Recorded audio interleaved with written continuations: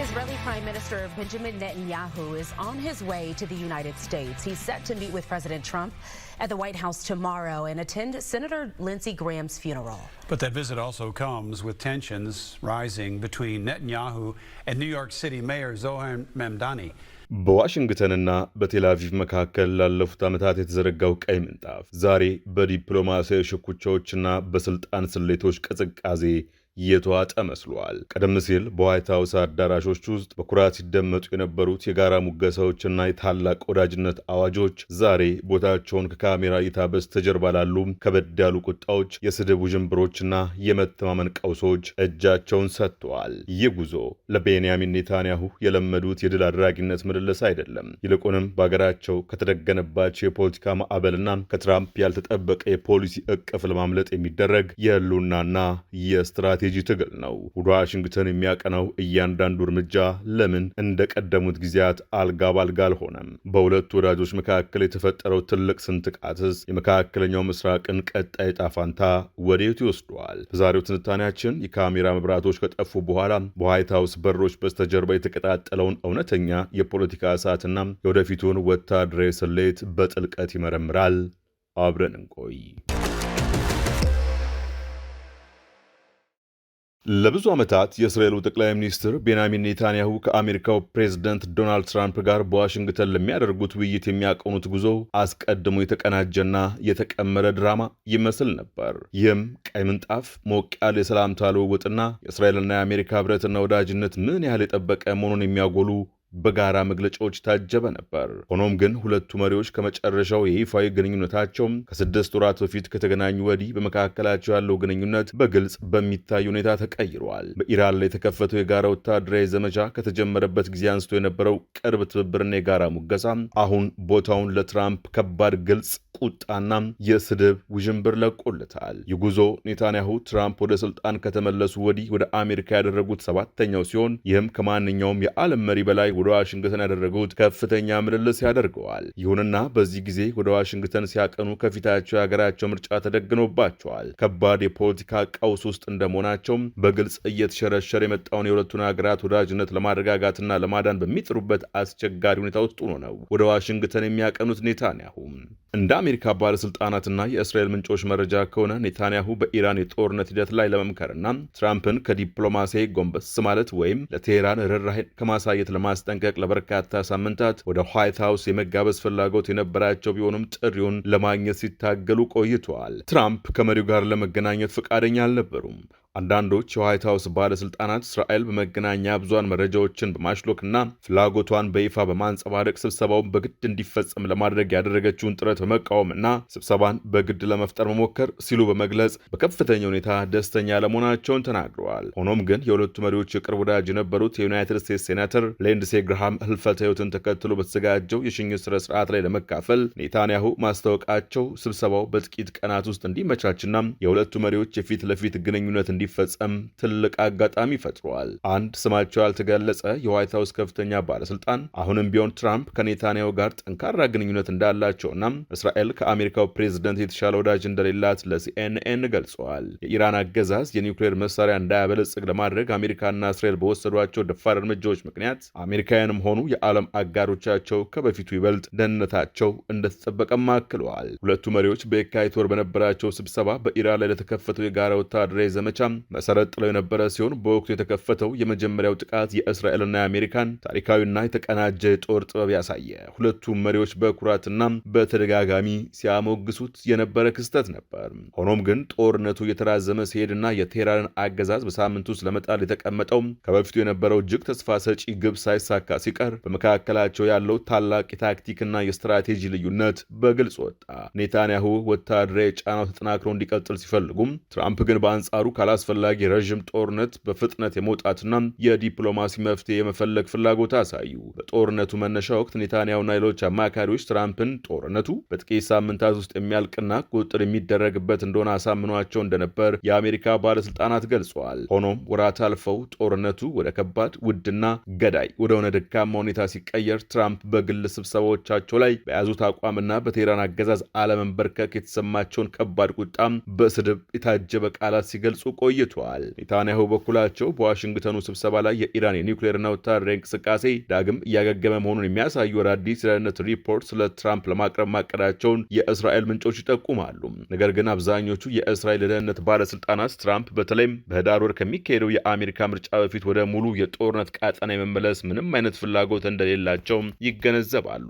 ኔታንያሁ ትራምፕ በቅርቡ ከኢራን ጋር የገቡበትን የተኩስ ማቆም ስምምነት በይፋ ከመቃወም ቢቆጠቡም የፖለቲካ አጋሮቻቸው ግን ስምምነቱን አጥብቀው ነቅፈዋል። ለኔታንያሁ ውግንና የሚያሳይ ሚዲያ የስምምነቱ መሐንዲሶች የሆኑትን የአሜሪካውን ምክትል ፕሬዚደንት ጄዲ ቫንስ፣ ጃሬድ ኩሽነር እና ስቲቭ ዊትኮፍ በግልጽ ኢላማ አድርገው ተችቷል። ቫንስ በበኩላቸው የእስራኤል ካቢኔ አባላት የኢራን ድርድሩን ለማበላሸትና የአሜሪካን ህዝብ አስተያየት ለማወቅ እየሰሩ ነው ሲሉ በመክሰስ እስራኤል የቀራትን ብቸኛ ሀያል አጋር እንዳታጣ በማለት ማስጠንቀቂያ አሰምተዋል። ትራምፕ በበኩላቸው ኔታንያሁ መጪው ጥቅምት ወር የሚካሄደው የእስራኤል ሀገራዊ ምርጫ ምክንያት ያለባቸውን ከፍተኛ የፖለቲካ ጫና በደስታ ይገነዘባሉ። ያላቸው ድጋፍ ለኔታንያሁ የፖለቲካ ህልውና ወሳኝ እንደሆነም ያውቃሉ። ይህን አጋጣሚ በመጠቀምም ትራምፕ ድጋፋቸውን በጥንቃቄና በስሌት ሲሰጡ ይታያሉ። ለምሳሌ ያህል የኒውዮርክ ከንቲባ ዞህራን ማምዳኒ ኔታንያሁ ወደ አሜሪካ ቢመጡም ሊያስሯቸው እንደሚችሉ የገቡትን ቃል ተከትሎ ትራምፕ ኔታንያሁ አሜሪካ ቢመጡ እንደማይታሰሩ በይፋ በመናገር ከጎናቸው መቆማቸውን አሳይተዋል። ይሁንና ትራምፕ በህዝብ ፊት በኔታንያሁ ላይ የቀጥታ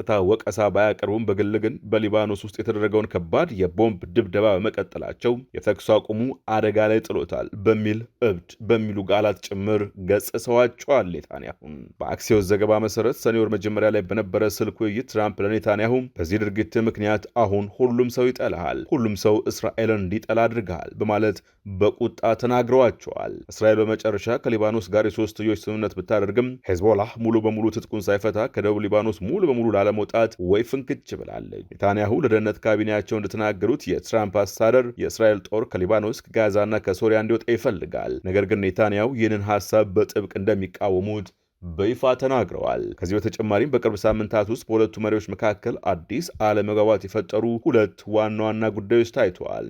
የመጀመሪያው ትራምፕ ዘመናዊ የኤፍ-35 ተዋጊ ጄቶችን ለቱርክ ለመሸጥ ያላቸው እቅድ ሲሆን፣ ሁለተኛው ደግሞ በአሜሪካና በሳውዲ አረቢያ መካከል ሊደረግ የታሰበው የሰላማዊ የኒውክሌር ስምምነት ነው። የእስራኤል ባለስልጣናት የቱርኩ ውል የእስራኤልን የክልል ወታደራዊ የበላይነት ይሸረሽራል በሚል ስጋት ሲገባቸው፣ የሳውዲው ደግሞ መካከለኛው ምስራቅ የኒውክሌር ውድድር ሊቀሰቅስ ይችላል በሚል ስጋታቸውን አሰምተዋል። ምንም እንኳን ሪያድ እስካሁን እንዲህ አይነት ቅድመ ሁኔታን በይፋ ባትቀበለውም ትራምፕ ግን የሳውዲን የኒውክሌር ስምምነት ከእስራኤል ጋር ከሚደረግ ዲፕሎማሲያዊ ግንኙነትና ከአብርሃም አኮርድ አብርሃም ስምምነት መስፋፋት ጋር አያይዘውታል። ሰኞ ዕለት ትራምፕ ስለ ኤፍ-35 ሽያጭና ስለ እስራኤል ተቃውሞ ተጠይቀው ሲመልሱ የጦር መሳሪያ ሽያጭን በእኔ ላይ ማንም ሊያዝ አይችልም ካሉ በኋላ ቱርክን እጅግ ታላቅ አጋር ሲሉ ጠርተዋታል። ኔታንያሁ ወደ ዋሽንግተን ከማቅናታቸው በፊት በሰጡት መግለጫ በዋሽንግተኑ ውይይት ከምንም በላይ ቅድሚያ የሚሰጠው ለኢራን ጉዳይ እንደሆነና ሀገራቸውን ደህንነት ማስጠበቅ እንዲሁም በዙሪያቸው ያለውን የሰላም ወሰን ማስፋት ዋና ዓላማቸው እንደሆነ ተናግረዋል። የእስራኤል የደህንነት ምንጮች እንደሚያስረዱት ኔታንያሁ ለቱርክ የሚደረገው የጦር መሳሪያ ሽያጭም ሆነ ከሳውዲ ጋር የሚደረገው የኒውክሌር ትብብር የእስራኤልን ወታደራዊ ብልጫ እንደማይቀንሰው ዋስትና ይሻሉ። በተጨማሪም የቀድሞ ፕሬዝደንት ባራክ ኦባማ ዘመን የተፈረመውና ሊጠናቀቅ የተቃረበውን የአሜሪካ እስራኤል የረዥም ጊዜ መከላከያ ስምምነት በአዲስ ለመተካት ውይይት ያደርጋሉ። ኔታንያሁ ከጦርነቱ ይልቅ ወደ ሌላ አዲስ ምዕራፍ ማለትም የደህንነት ውልና ከሳውዲ አረቢያ ጋር ወደሚደረግ ግንኙነት መሸጋገር ይፈልጋሉ። በቀጥታ ከትራምፕ ጋር በመነጋገር በአስተዳደር ውስጥ ያሉትን ልዩነቶች ማለፍ እንደሚችሉም ያምናሉ። ኔታንያሁ እነዚህን አለመግባባቶች ታክቲካዊ በማለት ቢገልጿቸውም ስብሰባውን ለማመቻቸት ረዥም ጊዜ መውሰዱና መጀመሪያ ላይ በዋይት ሀውስ በኩል እገዳ ተጥሎባቸው እንደነበር የእስራኤል ባለስልጣናት ገልጸዋል። ለኔታንያሁ የዚህ ስብሰባ ውጤት እጅግ ወሳኝ ነው። ምክንያቱም በመጪው ጥቅምት ምርጫም አብላጫ ድምፅ ለማግኘት የሚያስችላቸው የህዝብ አመኔታ እያጡ መሆናቸውን የቅርብ ጊዜ የህዝብ አስተያየት ጥናቶች ያመላክታሉና ትራምፕ ለኔታንያሁ የምርጫ ቅስቀሳ ትልቅ ሀብት በመሆናቸው በዋሽንግተን ያላቸውን ተጽዕኖ ማሳየትና ትራምፕን ከምርጫው በፊት ወደ እስራኤል እንዲመጡ መጋበዝ ይፈልጋሉ። የሚገርመው ግን ይህ ስብሰባ በይፋ ለጋዜጠኞችና ለፎቶ አንሺዎች ክፍት እንዳይሆን መደረጉ ነው። በየካቲት ወር የነበረው ስብሰባም በወታደራዊ ምስጢር ምክንያት ካሜራ እይታ ውጭ ተደርጎ የነበረ ሲሆን የዘንድሮ ምስጢር ግን የመጪውን የኢራን ዘመቻ ወይንም ደግሞ መካከላቸው ያለውን ከባድ የምስጢር ውጥረት ለመሸፈን ያለመ ሊሆን እንደሚችል ይገመታል። በሌላ በኩል በእስራኤልና በአሜሪካ መካከል ያለው የፖለቲካ ውጥረት እንዳለ ሆኖ የእስራኤል መከላከያ ሰራዊት ከፍተኛ ዝግጅት እያደረገ ይገኛል። በእስራኤል የደህንነት ምንጮች መረጃ መሰረት እስራኤል በአሜሪካና በኢራን መካከል የሚኖረውን ከሰት የሚችል ተጨማሪ ግጭት ታሳቢ ያደረገ ወታደራዊ እቅድ እያዘጋጀች ቢሆንም ለአሁኑ ግን ከቀጥታ ግጭት ተጠብቃ በዳር ላይ ለመቆየት ወስናለች። በሐምሌ ወር መጀመሪያ ላይ በሆርሙዝ ወሽመጥ የኢራን ጥቃትን ተከትሎ በተቀሰቀሰው አዲስ የጦርነት ማበብ ውስጥ እስራኤል ቀጥተኛ ተሳታፊ አልነበረችም። ዋሽንግተንም እስራኤል ልትቀላቀል እስካሁን አልጠየቀችም። ነገር ግን ፕሬዝደንት ትራምፕ ጥቃቱን አብዝተው እስራኤል እንድትቀላቀል ከጠየቁ ሰራዊቱ ሙሉ በሙሉ ዝግጁ እንደሆነ ተገልጿል። የጠቅላይ ሚኒስትሩ የደህንነት ካቢኔ ባካሄደው ስብሰባ ላይ እስራኤል ወደ ጦርነቱ ልትገባ የምትችልባቸውን 3 መንገዶች ተመልክተዋል። በአሜሪካ ጥሪ፣ በኢራን ቀጥተኛ ትንኮሳ ወይም ደግሞ እስራኤል ያሰበችውን የቅድመ መከላከል ጥቃት በማካሄድ የእስራኤል ጦር ኃይሎች ኤታማዦር ሹም ኤያል ዛሚር ሰራዊታቸው በጥቂት ጊዜያት ውስጥ ወደ ሙሉ ጦርነት ለመመለስና ጥቃት የሚያደርስበትን አካል ለማጥፋት ዝግጁ መሆኑን ገልጸዋል። ሆኖም ግን የእስራኤል ፋይናንስ ሚኒስትር ባዜሌል ስሞትሪች እንደገለጹት እስራኤል በአሁኑ ወቅት ወደዚህ ግጭት የመግባት ምንም አይነት ፍላጎት የላትም። በአሜሪካና በኢራን መካከል ያለው አደገኛ ግጭት የኢራንን አገዛዝ በኢኮኖሚ ስለሚጎዳውና ከፍተኛ የዋጋ ንረት ስለሚፈጥርበት ለተቃዋሚዎች መነሳት ምክንያት ይሆናል።